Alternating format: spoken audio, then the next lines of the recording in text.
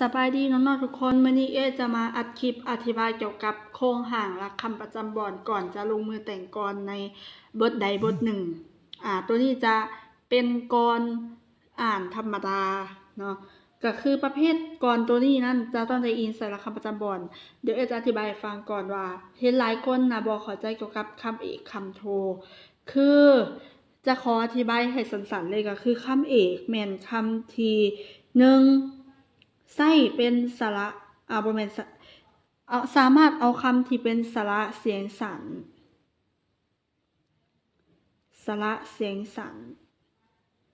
และก็ตัวสะกดตายกดบและก็วรรณยุกต์เนาะวรรณยุกต์เอก